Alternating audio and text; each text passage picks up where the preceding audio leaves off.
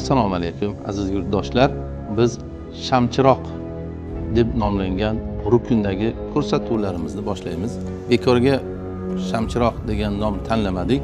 Shu millatimizni bir oydin yo'lga boshlash uchun millatni bir quyoshlari, mash'allari o'tib ketishdi ko'pchiligi. Endi biz mash'al bo'la olmasak ham, hech bo'lmaganda bir shamchiroq bo'lib yurtdoshlarimizni bir yorug' manzillarga boshlash niyatida bu turkum ko'rsatuvlarga shamchiroq degan nomni tanladik.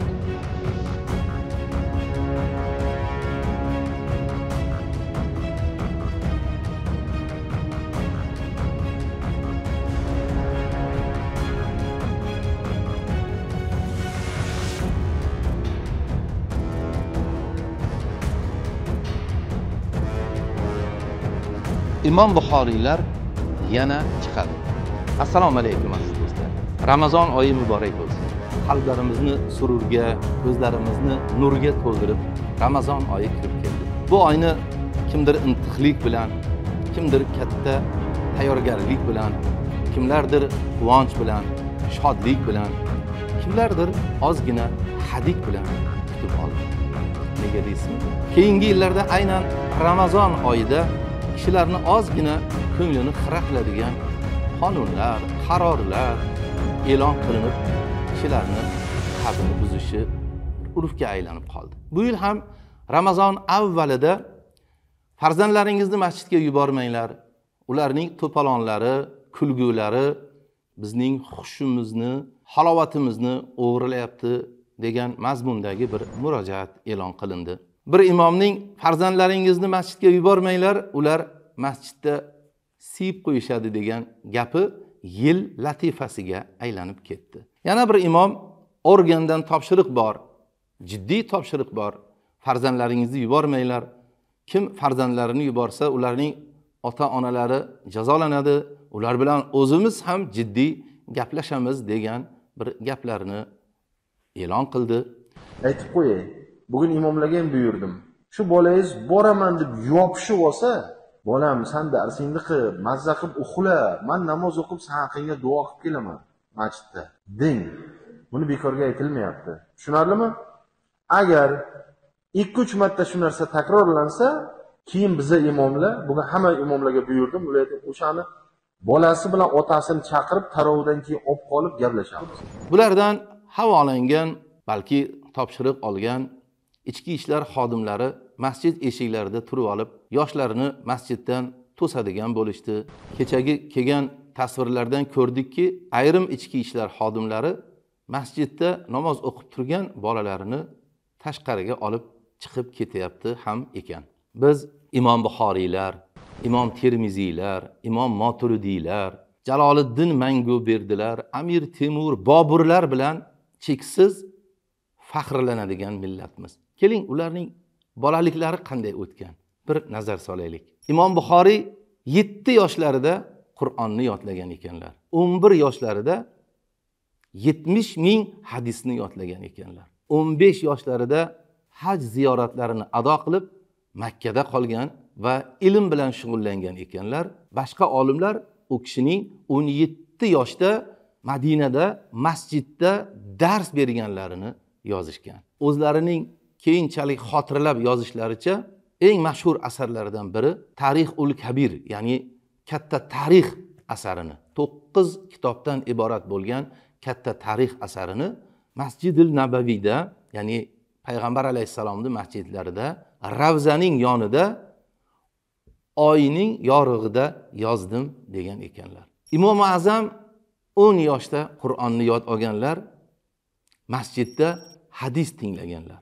Imom Shofiy ham 10 yoshda Qur'onni yodlagan ekanlar, masjidda 12 yoshda hadis aytar ekanlar. Imom Malik 10 yoshda Qur'onni yodlagan ekanlar, 6 yoshda ekanliklarida onalari saharlab bu kishini uyg'otar ekanlarda, jamoat bilan bomdod namozini o'qisin degan maqsadda o'g'illarini masjidga kiritib yuborib, o'zlari bir chekkada o'g'illari chiqishini poylab o'tirar ekanlar. 6 yoshli bola masjidda jamoat bilan bomdod namozini o'qir ekan azizlar. Eng buyuk imomlarimizni sanab o'tdik. hammalari 7, 8, 10, 12 yoshda Qur'onni yodlaganlar, masjidga qatnaganlar, ammo birortasining masjidda baul qilib qo'yganligi haqida bironta manbada ma'lumot yo'q azizlar. Amir Temur 10 yoshida Samarqandga kelganlar, madrasada o'qiganlar, dunyoni titratgan sohib qiron Amir Temurning tengdoshlari bo'lgan bolalar bilan o'yinlari, to's-to'polonlari nimagadir kattalarining xushu'larini buzmagan, namozlariga xalal bermagan ekan. Azizlar, bular eski tarixdagi gaplar. Yangisidan aytaymi? 10 yoshida Qur'onni yodlagan misrlik Said Mustafo Sharif 11 yoshida 11,000 hadisni yodlabdi. Bugun 17-18 yoshga to'lib qolgan bu o'spirin Misrning eng katta masjidlarida xatmga o'tayapti. Imomlik qilyapti azizlar. Shu o'rinda bir voqea esimga tushadi, bir xotira esimga tushadi azizlar. 20 yilcha burun Samarqandning bir masjidida namoz o'qirdik. Tarobeh namozlarida guras bolalar kelardi. Yosh bolalar kelardi. Orqa saflarda xuftonni o'qishgan bo'lsa, keyin u yog'i o'yin edi. Ularning qiychuvi, kulgulari, to'polonlari eshitilib turardi. Ularning ichida ayniqsa ikkitasi rosa shumtaka edi. Ular saflarini oralab o'ynashardi. Haligacha esimda, ular ba'zan unisi, ba'zan bunisi kelib meni bo'ynimga ham chiqib olardi. Tabiiyki men ularni urishardim. Nima deb urishardim? Masjidga imom bo'lgurlar. Iloyo qoriyu murattab bo'linglar-u, sizlar masjidda xatmga o'tganlaringda orqalaringda men namoz o'qiy deb. Shu aytganim bo'ldi. Hozir o'sha ikki bolani biri imom, biri noyib, ikkalasi ham qori, ayni o'sha masjidda ular bugun xatmga o'tishyapti. Men ularning orqasida namoz o'qiyapman.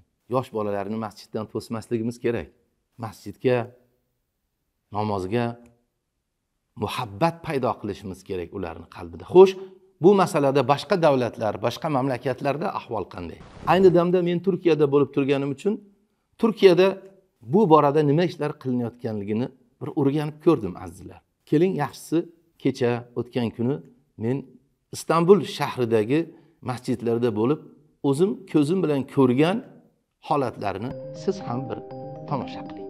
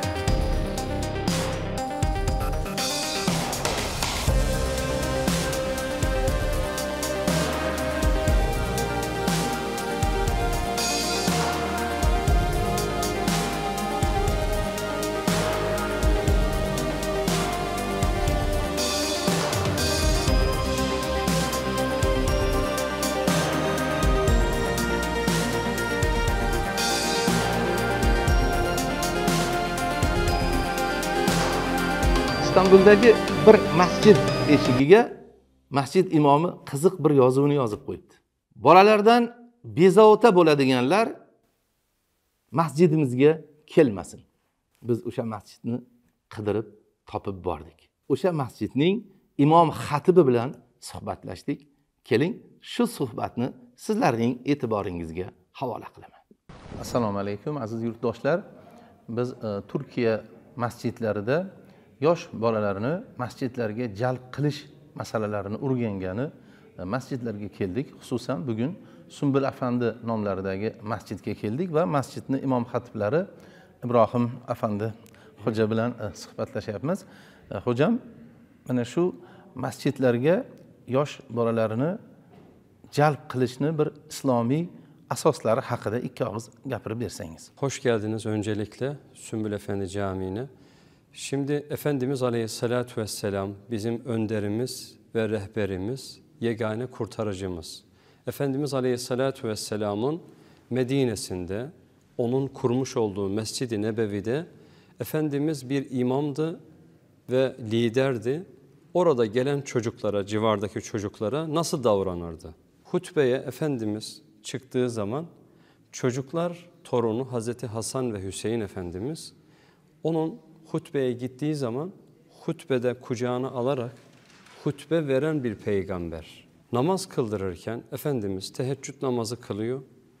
Birinci rekatta Bakara suresini okuyor. Ondan sonra Ali İmran suresini okuyor. Nisa suresini okuyor. Yani 401. rekatta okuyor. Hazreti Enes radıyallahu anh diyor ki ben Efendimiz'e tabi olmuştum. Acaba bırakıp gideyim mi diye düşündüm. O kadar uzun. Ama Efendimiz bir yatsı namazında veya diğer namazlarda çok kısa kıldırıyor. Kafirun suresi, İhlas suresi. Ya Resulallah, siz ki teheccüdü tek başınıza kıldığınız zaman bir rekatta 400 okuyorsunuz. Normal vakit namazlarında niçin bu kadar kısa? Aramızda yavrular var, günahsız çocuklar var.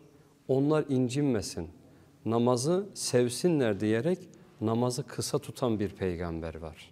Efendimiz Aleyhisselatü Vesselam secdeye varmış. Bakıyorlar secde uzun sürüyor. Efendimiz secdeden kalkmıyor. Daha sonra ya Resulallah acaba bir şey mi oldu, vahiy mi geldi, size sağlığınıza bir şey mi oldu, endişe ettik diyorlar.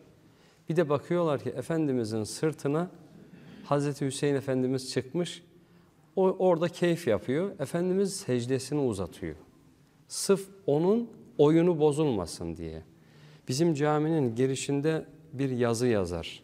Der ki namaz kıldığınız zaman eğer saflarınızın arkasında gülüşen, koşuşturan, oynayan çocuklar yoksa geleceğiniz nesillerinizden emin olmayın. Ön saflarda 50-60 yaşlarındaki hacı abilerin namaz kılması güzel ama asıl bizim camilerimizin genç nüfusunun yeniden geriden gelen çocuklarımızın gelecekte cami cemaati olabilmesi için 4 yaşında, 6 yaşında caminin müdavimi olması lazım. İstanbul'da özellikle camilerde teravihler çok coşkulu geçer. Niye coşkulu geçer? Camilerin arkasında hep gençler, çocuklar mahallesinde, sokağında, burada hemen bahçesinde oynarlar. Normalde yatsı namazına gelmeyen çocuk, yatsı namazı, Ramazan'da teravih namazına özellikle gelir. Niye? Oynamak için gelir. Namaz kılmak için değil. Mesela gelir orada koşuşturur, birbirine vurur namazda. İşte o çocuğun çok ciddi bir şekilde yarın oynasın, minarenin gölgesinde oynasın. Caminin içerisinde birbirleriyle şakalasın diyerek biz burada özellikle camimizde cumartesi günleri sırf çocuk şenliği yapıyoruz. Çocuk şenliği. Ayakkabısını koyuyor çocuk. Tekrar namazı kılıp ayakkabısını almaya geldiği zaman bir sürprizle karşılaşıyor. Çikolata, oyuncak gibi. Niye? Camiyi sevmesi, sevdirmemiz gerekiyor. Yarın caminin müdavimi olabilmesi, camiye cemaat olması için çocuk 6 yaşında, 7 yaşında camiyi ve cemaatini, imamını sevecek ki yarın o camiye cemaat olsun. Yoksa 40 yaşına gelmiş bir insana siz camiyi sevdirmeniz çok geç. Bir çubuk bile yaşken eğilir der ya Hazreti Ali Kerremallahu Vece. Burada biz çocuklarımızı yaş ortalamasını bize bırakmamış. Yani siz camiyi namazı sevdirin de kaç yaşında sevdirirseniz sevdirin dememiş. Bize bırakmamış. Kaç yaşında yaş ortalamasını koymuş. 4 yaşla 8 yaş arasında bu çocuklar camiyi, dolayısıyla namazı sevecekler ki ergenliğe geldikleri zaman kızlar 9 yaşında, erkekler de 11-12 yaşına geldiklerinde artık bu birey, adam, yani namazı kılacak sorumlu kişi, farz olacak. Biz namazı sevdirmek için 40 gün namaz alışkanlığı bir çocukta oluşsun diye yarışma başlatıyoruz. Mesela camide 40 gün bir çocuk namaza geldiği zaman puan topluyor. Yatsı namazı 20 puan, sabah namazı 40 puan, öğlen namazı 10 puan, ikindi namazı 15 puan. Her namaz vaktinin bir puanı var. Maşallah, bu bizni tildagi balga to'g'ri keladimi? 10 bal, 20 bal. Eyvallah, evet, Maşallah. evet. Bu puanları topluyor. Eğer babasını getirirse yanında ona artı 20 puan kazanıyor. Babasını getirirse. Dolayısıyla bu puanları topladığında en fazla puanı toplayan kişi, camiye devam eden çocuk, sticker diyoruz, elektrikli bisiklet. Ondan sonra laptop, akıllı saat, drone gibi puanına göre her çocuğumuzun alacağı hediyenin bir puanı var. Ama yarışmaya katılan her bir çocuğumuza mutlaka çeşitli etkinlikler ve hediyeler var.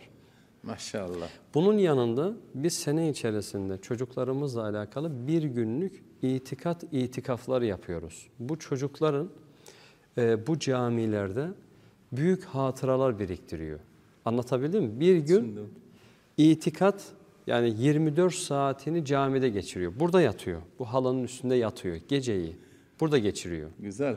Mayli ular o'ynab yotsınlar, to'g'rimi? Gece O'yin. yatsıdan sonra cami boş. Camide çocuklar oynuyorlar, burada yatıyorlar ve onu hayatta unutamıyorlar. Bir gecelik Güzel.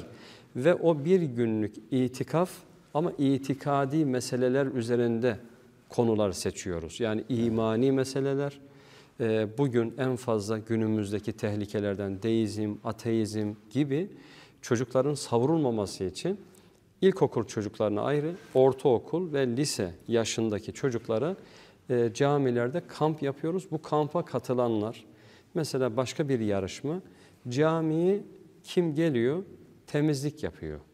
Bezini şeyini alıyor, sağını solunu kim temizlerse ona artı bir puan kazanıyor ve artı bir hediye alıyor. Buradaki bütün hediyeleri biz bir amaca bağlıyoruz.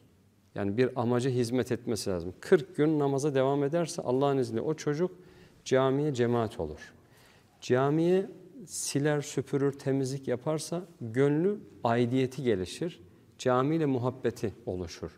Çocuklarımızla alakalı mesela yarışmaların yanı sıra camiye normalde gelen insanlara, çocuklara da biz mutlaka boş göndermeyiz. Çikolata veririz, ayakkabı veririz, bot veririz. Yani çocuk buraya geldiği takdirde etkinlik yapabileceğini, biz o futbol turnuvasına gidecek veya İstanbul'un çeşitli yerlerinde gezecek, pikniğe gidecek gibi bütün etkinlikleri cami organize ediyor. Onun için okuldan sonra en fazla vaktinin geçirmek istediği, oynamak istediği yer cami. Ben 2-3 yıldan beri Özbekistan'a geliyorum. Maşallah. Semerkant, Buhara. Men Samarqandlikman. Ben bir beldeye gittiğimde, bir ülkeye, sabah namazına mutlaka mahalle camilerine giderim. Mahalle, ara camilere. Ben Özbekistan'da aşık olduğum, hayran olduğum bir tablo gördüm. Özbekistan'da camilerde cami cemaatinin nüfusu çok genç, çok güzel. Yani bu çok hoşuma gitti Özbekistan'da. Rabbim inşallah Özbekistan'daki gençlerimizin kalbine namazı sevdirsin, imanı sevdirsin, Kur'an'la olan irtibatlarını güçlendirsin. Amin. Eğer bir genç, bir nesil namazla, Kur'an'la ve sünnetullah'la güçlü bir irtibatı olursa onu hiçbir millet yıkamaz. Hiçbir millet. Cenab-ı Hak inşallah Özbekistan'daki bütün kardeşlerimize bu imanı, bu ibadetleri, camiyi, cemaati inşallah sevdirsin ve ayaklarını sabit kılsın inşallah.